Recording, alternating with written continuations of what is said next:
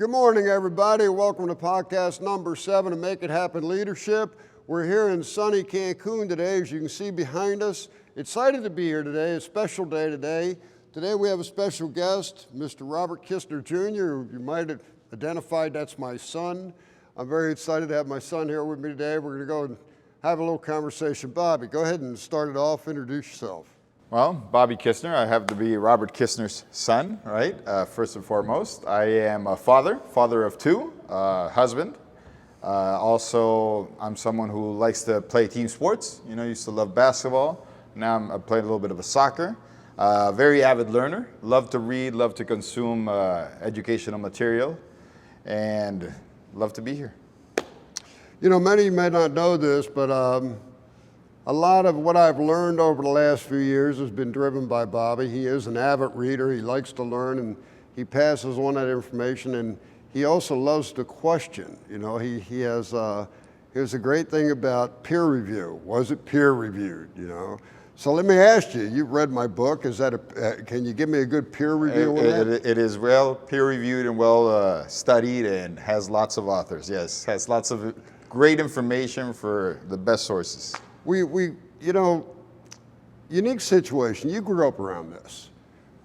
You know, from early age, you've been around me. I've been doing this for a long time and tried to involve you from an early age on. Talk to me about how that influenced you.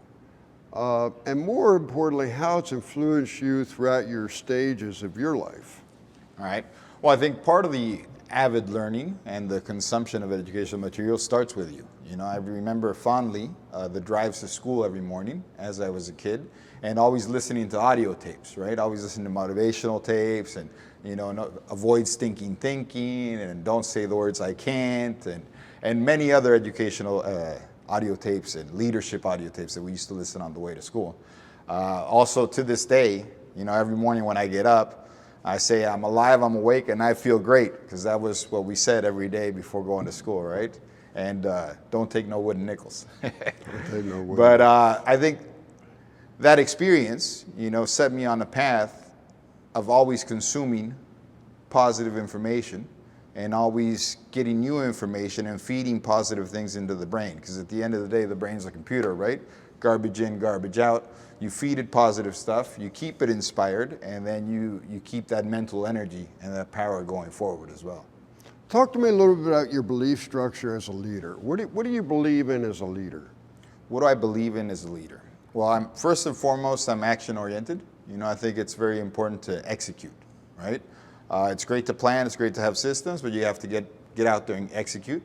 I believe it's very important to, with responsibility, you have to give authority, right? So for me, my leadership style is surrounding myself with great people and then giving them the leeway, giving them the opportunity to take action and to do what they need to do, right? Because if you're constantly on top telling them how to do, then you're not going to get the maximum out of them, right? So I think authority with responsibility, give the amount of authority, commensurate with the amount of responsibility you're giving to each person, right?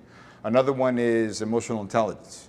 I think it's very important as a leader to have great emotional intelligence, to have empathy, you know, to be able to have that pause between the stimulant and your response, right? To not be reactive. Really pause, think, analyze, and then take action. Not just be reactive to the situation, especially when dealing with people, because we're all humans. We all make mistakes, right? So it's important to pause and really analyze what's going on, and also attack the job. Right? Don't attack the person, attack the job. It's not about that person, because we all make mistakes. It's about how we can improve what we're doing and how we can get the result. It's all about the result at the end of the day. Let's talk a little bit about, you know, in the book I talk a lot of, you know, I believe in coaching. I talked about coaching in the book. Talk to me about how you apply the coaching rule in your leadership. Well, I think it's important, especially with our middle management, you know, as we're trying to grow and we're growing bigger and bigger. It's harder for someone, a leader, especially once you're towards the top of the chain, to really have an impact with everyone at the front line, right? There's just too many. So it's important that you have that one-on-one with the middle management, because they're the ones that have the one-on-one with the front line, right? So if you can influence the middle management and really build them up and coach them and get them to work on their leadership style, to work on their emotional intelligence, to work on their empathy, right? To focus on results, to not attack the person, but attack the action and fix the action and improve the action. That's how I apply the coaching more than anything. Talking to our middle management and talking to our directors as well, and really bouncing ideas off, right? Because at the end of the day, we have very talented people, right? And you can't do everything. So if you want to get results, you have to do it with your people. So I think one-on-ones, bouncing ideas off, and getting the most out of everyone is the way to go. I love that feedback, the coaching and the bouncing ideas off and working with the middle management. Let me ask you a question. The other thing I talk about a lot in the book is measurement. How do you measure a result on that? If you're putting this energy into coaching, you've got it clearly defined, this is where I'm going to put this energy. You do the one-on-ones with them. How do you measure if that coaching is guiding them in the direction you want them to go? Well, there depends on what you're focusing on, right? Like, let's say we're focusing on hiring, training, and retaining, motivating people. Well, then you want to measure how many people are actually being trained, how many people we're getting up to starting to sell, and then how many people we're actually retaining, right? So you put in metrics for each of those levels. One thing we're focusing on right now is, as you know, the company's growing, right? So we need to have people in place for when those growth opportunities come, there's people ready to take those jobs. So something we're working on right now is, who are the next people that are going to be the next top front to backers? Who are the next people that are going to be the next team leaders, the next closers, the next assistant managers, the next junior managers, and start working with them and measuring metrics, what we expect, good team leader has to do trainings. A good team leader has to have cohesion of his group and measure how we're going to measure those things that they have to do in order when the opportunity does come, that person is ready to take in that job. You talked about growth, and that brings me to the next point, because growth is all about human beings. It's all about the human resource. And that brings us to this point. You're a very unique situation to talk about this. A lot of people are talking about this generational thing and the difference between the different generations, the baby boomers, the impact of their leadership, what's that had on the next generation. And now we're down to the Gen X and the Gen Z and whatever name you put on those other ones. So you're in a unique situation there because you're what I consider in the middle, right? There's a lot of us still around, particularly in this industry, in leadership positions that are the baby boomer generation. You're that next generation of people that's come up, you're well educated, you went to college, you got into the industry, you've had phenomenal growth and ability here, and then you've got the people behind you, so you're here in the middle. Give me your view there. What are you doing? Two-part question. What are you seeing as far as the labor pool and the people you're hiring? And what are you doing to manage those different generational beliefs and thoughts and ways of doing things?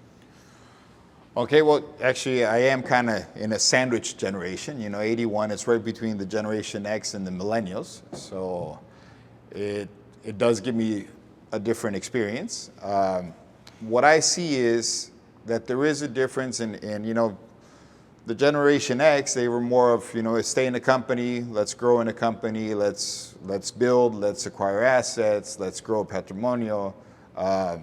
Whereas now, younger generations more about experiences. They're not thinking about buying a house, they're thinking about renting, they're thinking about going on vacations more often, experiencing new things. So what I've found is when you're trying to communicate to them, because maybe the loyalty and the growth in the company is not really what they see for themselves, try to focus more on the experience they're going to gain with us, right? The experience, the learning, the tool set, the skills that they're going to learn in the job with us, which they can keep applying with us because we will be growing and there will be opportunities for them to grow, or they can apply those skills and that tool set at their next job if they choose to go somewhere else, right?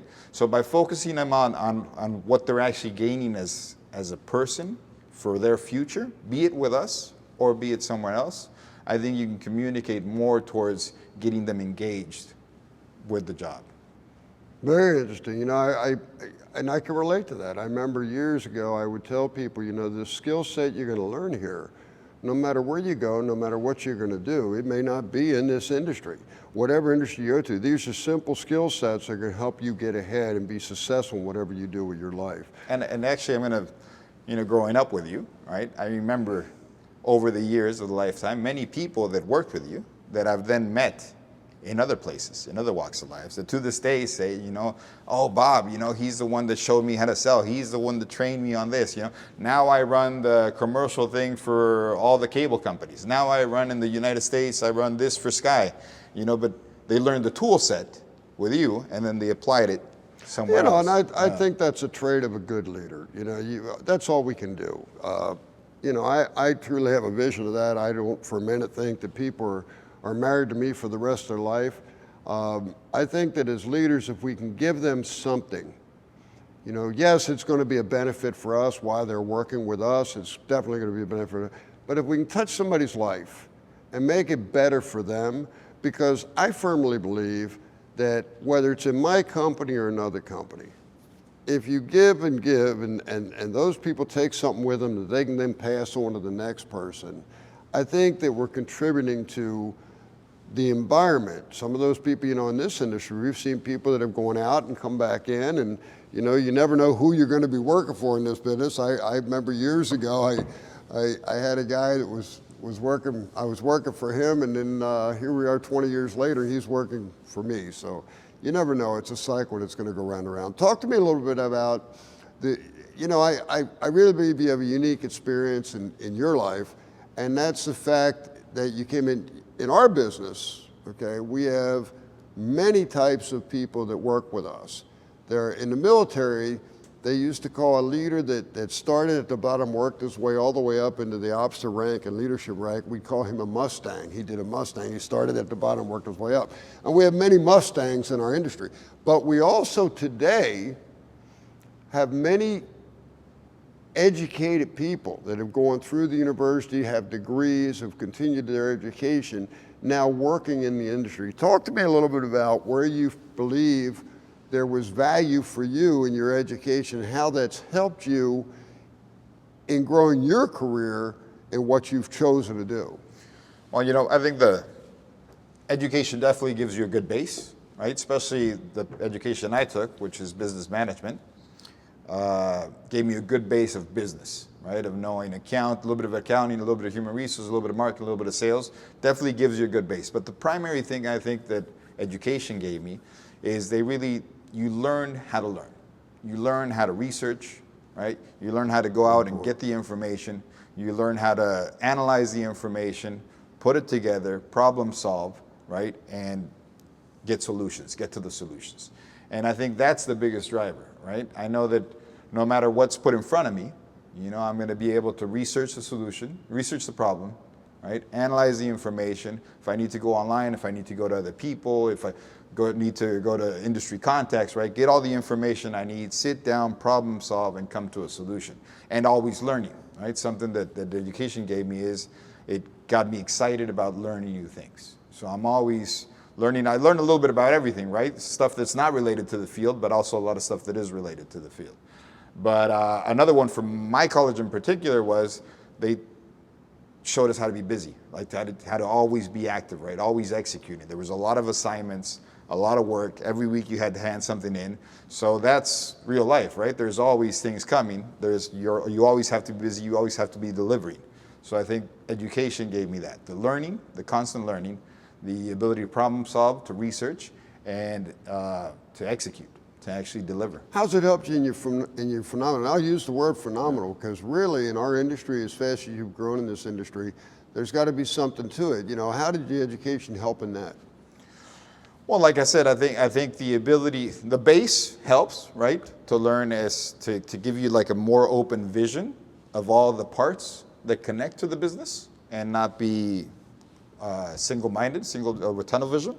And the other one is this bias for action, right? This having to deliver, having to get results, and constantly acting.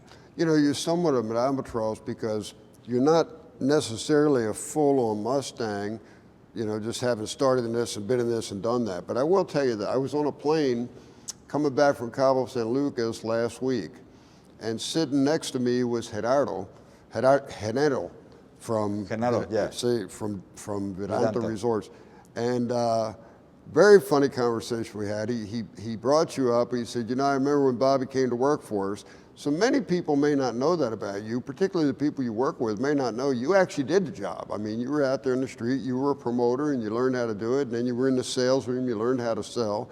So I think a lot of people, so I think having the on-hand experience of the actual industry tied to the higher education has been a phenomenal help for you. Well, I think definitely the hands-on experience is very important, right? If you don't have the hands-on experience, it's very hard to lead and to understand. And part of leadership is having that understanding, that empathy with your people. So if you haven't actually done the job and been on the front line, right? Sitting in the location, in the heat, right? With not many people coming by, you just don't have the same level of empathy, right? You can relate more to the people if you've actually done it. And you can come from a place of knowing when you ask them to do something because you've already been there. Good point. Very good point. Talk to me a little bit about what's next. What's next? Well, we want to keep growing, right? I mean, specifically here in the region, we have lots of growth, right? We have a resort that's opening right next door. We've got another resort we just got the management contract for, which we start very soon. There's a big piece of land down in Riviera Maya where there's going to be another 2 big resorts opening up. So there's a lot of growth, there's a lot of potential, and we need a lot of people. You know, one of the things. Great point there. Like every business in the world, I think every leader in the world, that's the #1 challenge, human resources. So what are you doing to make sure you have a steady flow of human resource coming your way?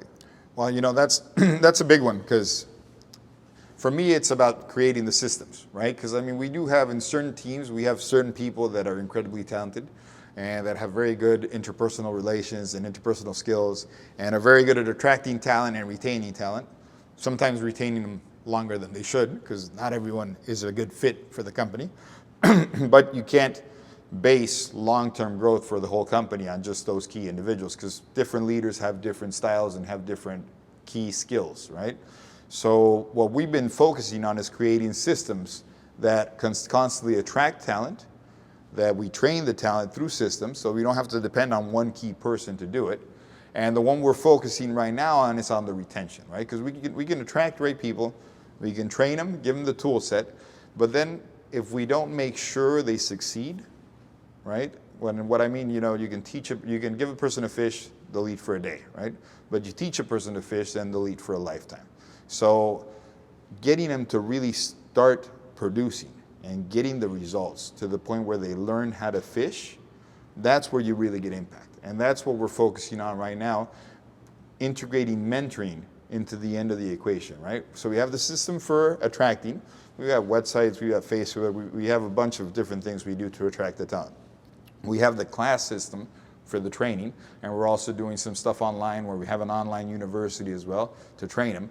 But then the next part is we're assigning mentors to them for the first weeks to make sure, you know, they go out and shadow with them, they'll take over their tours, make sure they're making money also on the marketing, right? Make sure they book their first couple to teach them how to fish so that they get the results, because that's how we're going to get retention, right? Awesome answer. Yeah. Very, very good answer. Let me ask you this last question. You got an audience here. People are listening. I'm sure many people out there are either leaders or wanting to be leaders. Okay? Single most important message you would give those people. Well, I think I'm going to take one from you, right? About giving. You have to give. You have to give all you got. You know, you have to help people. You have to train people. You have to coach people. And some of them are going to go to other places, right? There's that famous saying from, I think it was Richard Branson that said, you know, what if, you know, we spend all this money and train our people, right? What if they leave? Well, what if we don't train them and they stay? Right? And that is Richard Branson. That is, you know, you give and you give and you You have to have empathy, and then the other one is, you know, have a bias for action. Have a bias for action. I am responsible. You know, at the end of the day, you have to get results through other people, but at the end of the day, it all comes down to you, right? You have to embody what you want the other people to do. You have to have action first. You have to have emotional intelligence, and push for results and measure everything. Measure everything. Great response. Really enjoyed it here. Thank you so much for taking some time to come and sit with me. Love spending time with you whenever I can, so this is really an extra treat for me. Thank you all for being here today. Look forward to seeing you again shortly. Thank you. Thank you.